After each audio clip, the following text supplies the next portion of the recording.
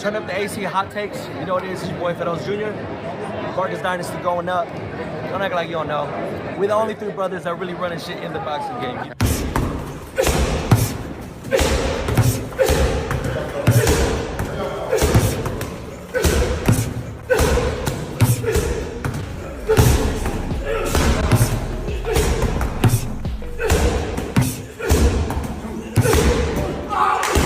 Ryan Garcia was out. Tio was out. Now who was next? Who was the next best guy that I could that I could fight? Yeah. And we reached out.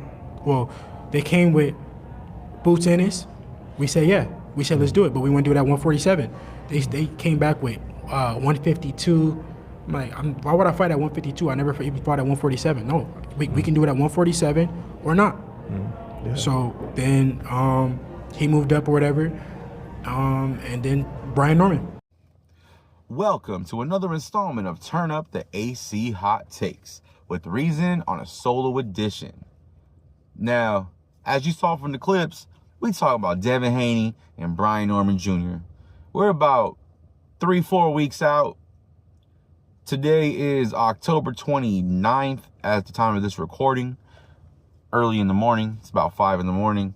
Let's talk about it. The fight's going down November 22nd in Riyadh season. It's the co-main event along with David Benavidez and Anthony Yarde. I already did my breakdown about that fight. You can go check that out. You know what I'm saying? I got David Benavidez winning that one. I believe I predicted by knockout. So go ahead and check out why I think that in the other video. Now with this one, those of you who watched my channel from time to time and you've seen the other video about Devin Haney and Brian Norman Jr., I did pick Devin Haney to win by a decision. Now, I didn't give y'all any reasons why. I just gave you my pick when I made that choice. And now, I'm going to give you what I think could happen.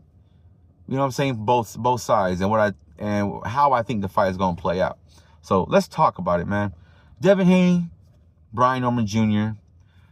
Devin Haney's first appearance at welterweight. Brian Norman's been campaigning there for a little while. Haney's first fight at 47, already getting a shot. I believe it's for the WBO Welterweight Championship. And, you know, some people may be upset about that, but I'm not mad at it at all. Devin Haney's one of the bigger names in the sport of boxing, whether you like him or not. He's one of the bigger names. He's going to draw attention. And he's going to give you, for the most part, great performances. Other than the last two, he's always given us good performances. He outpointed Ramirez easily 12-0 back in May. I believe it was Cinco de Mayo weekend. But yeah, it wasn't the best fight. It wasn't the best, looking style of fight because Devin Haney was on his bike a lot. He was bouncing around the ring. He didn't really engage with Ramirez. Ramirez couldn't engage with him. He was not the athlete to keep up with Devin Haney. But one thing the biggest glaring thing that everyone talks about with Devin Haney, especially since the Ryan Garcia fight, is the bow and arrow effect. And he does that a lot when he's throwing his jab. Now, he has a solid jab, and it's one of the best in the boxing game, in the business. But he does that too much. And before he had that outing against Ryan Garcia, I always thought the type of person, the type of style that could beat a Devin Haney is an athlete. Somebody who can match his quickness, match his athleticism, and match his foot speed, hand speed, everything. And Ryan Garcia is definitely an athlete, and he showed he was able to make Devin Haney pay with the bow and arrow effect. Now, can Brian Norman Jr.? I think he can. And I said all that to get to this point. That's the scariest fact about this fight, if you're a Devin Haney fan, is one of the strongest punches from Brian Norman Jr. is that left hook. And against Jose Ramirez, Devin Haney still had issues with the bow and arrow effect. It wasn't as prevalent and it wasn't taken advantage of, but it was still there.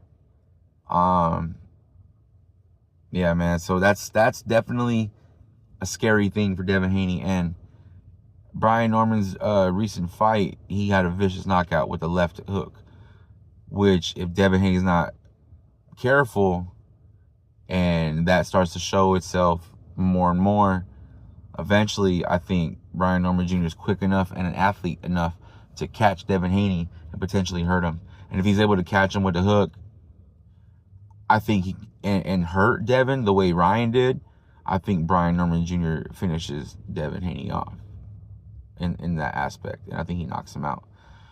But what I think is going to happen, like I said, I got Devin Haney winning by decision, unanimous decision, 116 to 112. But the reason why I think that is because I forget the name of the guy Brian Norman Jr. fought.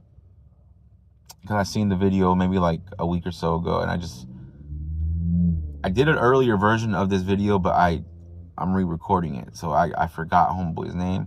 I want to say it was like Quentin. I forget his last name, but the reason why I brought him up is because I thought he did some pretty decent work with Brian Norman Jr. Now, he's not the athlete Devin Haney is. He's not the boxer Devin Haney is. But he does have some skill, and he had a decent little jab where he was able to do some things. And I think, but with him, he was standing straight up, not able to, get in and out the way a Devin Haney would be able to. So I think Devin's going to have to work behind his jab early, often, double and triple up on his jab. But while he's doing that, he's got to keep his right hand protecting his face. Because if Devin has quick hands, and he might be just as quick, if not quicker than Brian Norman Jr.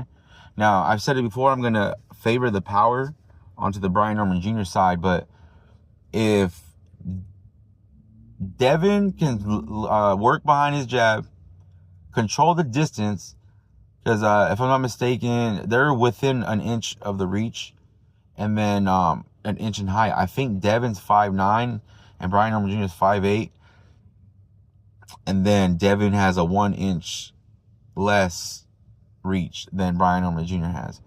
It's either that or it's the other way around. Brian Norman Jr. is heavier or taller by 1 inch, and then Devin has the 1 inch reach advantage. It's one of those, but they're fairly even. I think, like I said, if Devin's able to work behind his jab, double, triple up on it, throw it up high, throw it to the body,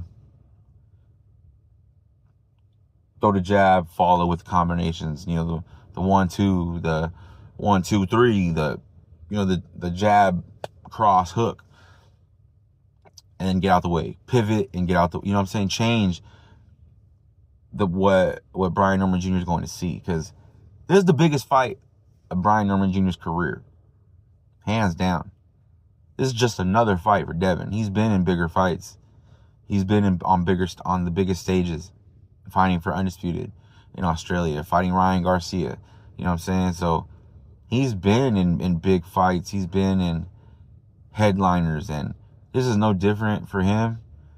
So I think in that aspect, the experience factor does favor Devin as well. But that's why I think Devin wins, man.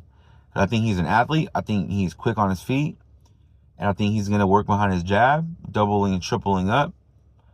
And then just work combinations in there and pivot. Once you get your work done, pivot to move. Pivot to go to your left, to your right. To keep giving Brian Norman Jr. something different to look at. That's, I think, is the path to victory for Devin Haney. And like I said, the way Brian Norman Jr. can win this fight is if he were to catch Devin with the left hand when Devin is throwing a jab and he gets lazy and he doesn't protect himself. And I think if Brian Norman Jr. can hurt Devin, I think he'll finish him. So those are, I think, what could happen, both going, either way. But I'm leaning on the side of Devin Haney, and I got him by unanimous decision, 116 to 112. Now, before we go, I also want to talk a little bit about the potential of Boots fighting Devin. How that could have, that was rumored before Brian Norman Jr. got announced. So Devin, talked about it. He said he wanted Boots. you know, in his first fight at 47, Boots wanted it at a catch weight of 52, which wouldn't make no sense for Devin because this is his first fight at 47. And then, you know, Boots ended up moving up to 54. So that's a missed opportunity. But I think in the future, that could be a fight that happens. Maybe not anytime soon. But, you know, in the future, I think it could happen if Devin ends up at 54, which I think he will eventually end up at 54. But the question is, would Boots be up there at that time? So we're going to have to find out, you know what I'm saying? Just watch. And, you know, I'm looking forward to it. Let me know who you think's going to win. You think Devin's going to win, or you think Brian Norman Jr. is going to smoke him? Talk to me, man. Let me know why I'm wrong. Once again, I got Devin Haney by unanimous decision, 116 to 112. So let me know why I'm wrong, man. Until next time, it's been Reason. Turn up the AC Hot Takes. We're out.